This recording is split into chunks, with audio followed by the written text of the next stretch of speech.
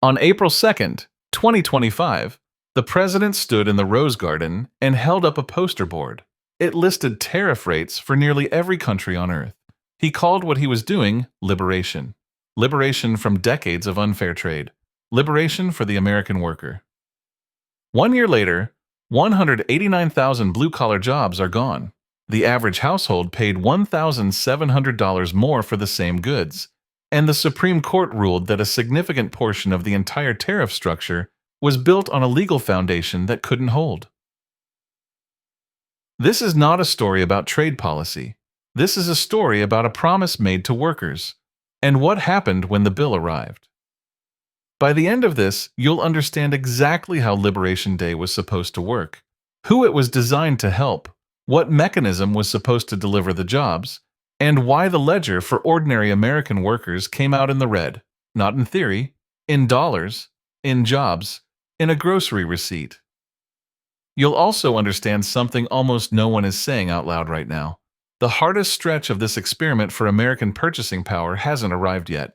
Economists tracking how tariffs pass through supply chains into store shelves say the peak consumer price pressure lands between April and October of 2026. That's not last year's problem. That's this year's. Year 1 is behind us. The bill is still arriving. Here's how we got here. To understand what Liberation Day was trying to fix, you have to go back about 50 years. In the early 1970s, roughly 1 in 4 American workers had a manufacturing job. Steel towns in Pennsylvania, auto plants in Michigan and Ohio, textile mills across the Carolinas. These weren't just jobs, they were load-bearing structures for entire communities. Mortgages, local businesses, school budgets, union pensions, all built on the assumption that the factory would still be there next decade. Then came the trade deals. NAFTA in 1994, China's entry into the World Trade Organization in 2001. Each agreement was sold on the same promise. Cheaper imports would benefit consumers, and American workers displaced from factories would move up into higher-skilled, higher-paying work. The transition never materialized. Between 2000 and 2010 alone, the United States lost 5.5 million manufacturing jobs. Economists called it the China shock. The communities that absorbed it didn't need a name for it. They just needed jobs that never came back. The damage was so concentrated in specific geographies that researchers could map it congressional district by congressional district. The towns that absorbed the most job losses saw wages fall, marriage rates fall, and life expectancy fall over the following decade. By 2016, the political map of those towns had flipped. Liberation Day was, at its core, a political answer to an economic wound that had been open for 20 years. By 2025, the U.S. goods trade deficit was running above $1 trillion a year. Donald Trump had been arguing for tariffs since the 1980s. His core claim, foreign countries were charging steep tariffs on American exports while American markets stayed open at near zero rates. That asymmetry was real. The grievance was legitimate. The question was never whether the problem existed. The question was whether this specific remedy, a sweeping tariff imposed without a transition plan or a negotiated deal in return, would actually reach the people it was promised to, the workers, the factory floors, the paychecks. On April 2nd, 2025, the administration put the answer in motion, a 10% baseline tariff on all countries, with elevated reciprocal rates on roughly 60 major trading partners. Foreign exporters would absorb the cost, American manufacturing would become competitive again, and the jobs would return. That was the premise. Here's what the mechanism actually produced. A tariff is a tax on an imported product paid at the border, not by the foreign government, not by the foreign manufacturer, by the American importer, the U.S. business that purchased the product, who then passes as much of that cost as the market will bear onto the American buyer. Here's the clearest version. Imagine you run a hardware store. You source steel pipe fittings overseas for $8 a unit. A 25% tariff makes that same unit cost $10. You have 3 choices. Absorb the difference and shrink your margin, raise your price and risk losing customers, or find a domestic supplier. which often doesn't exist at the scale you need, at the price you need, in the time frame your business requires. Most businesses tried all three at once. Economists call this tariff pass-through. It lands on the consumer. The Yale Budget Lab tracked every major tariff enacted in 2025 and calculated that the average American household paid $1,700 more over the year. For lower-income households, the Workers' Liberation Day was explicitly designed to help. That loss was a significantly higher share of their disposable income. The people with the least margin absorbed the most pressure. American farmers felt a different version of the same trap.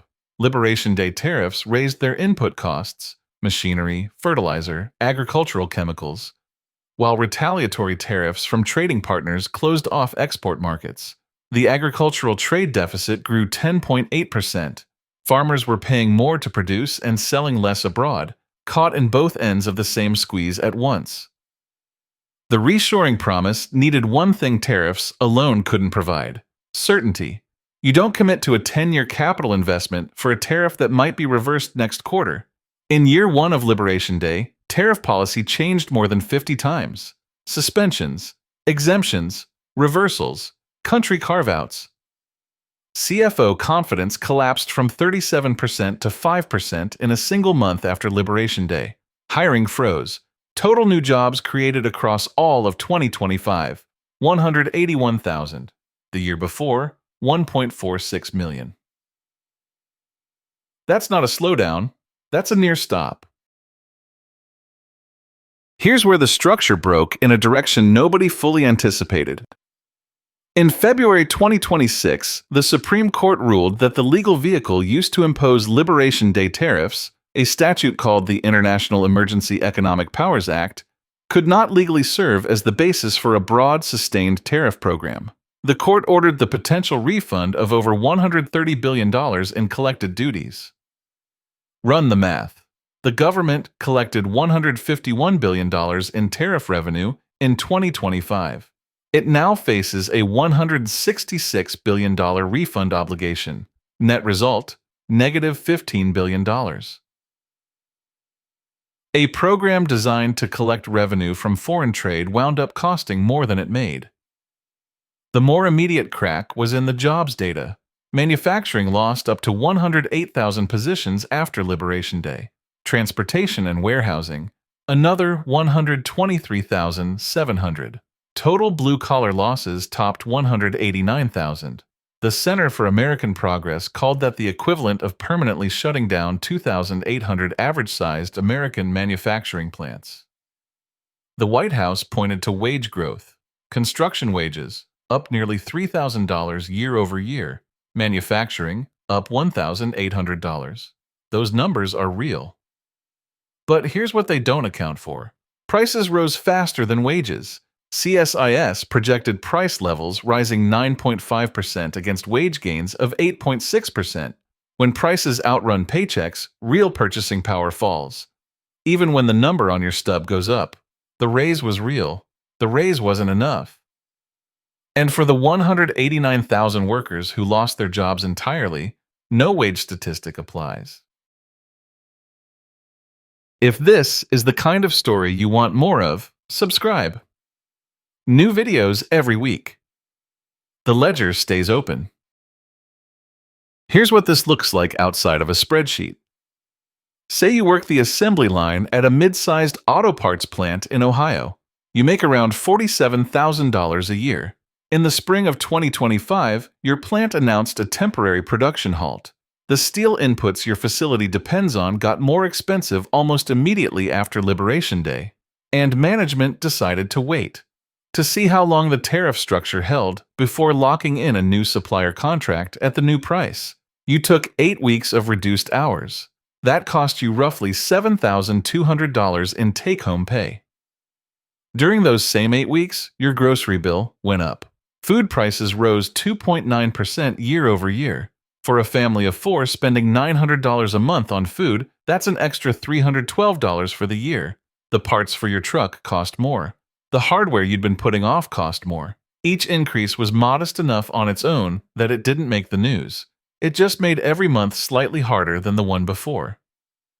You didn't lose your job permanently, but you lost ground, quietly, without a headline, without anyone counting it in the unemployment rate. That's the Liberation Day ledger in one Ohio family's experience, not a statistic. A tighter year and a set of price tags that are still moving upward. The contracts businesses signed at post-tariff prices are still rolling through the supply chain. Year 1 was the setup. Year 2 is where the household pays the full bill. Here's what the ledger actually says. Liberation Day was built on a real grievance. 40 years of deindustrialization, hollowed-out towns, and a working class told to retrain while the factories shipped out. That case file is legitimate. The anger that made Liberation Day politically possible was earned over a long time. But a legitimate grievance and an effective remedy are two different entries in the ledger. 1 year in, 189,000 blue-collar jobs gone, $1,700 extracted from the average American household, a tariff program the Supreme Court partially struck down, total job creation cut by 88% in a single year, and the peak price pressure arriving right now, in 2026, not behind us. The promise was liberation for workers. The ledger says workers funded it. In jobs, in groceries, in paychecks that didn't stretch as far as they used to. That's not a political verdict. That's an accounting one. And the account is not closed.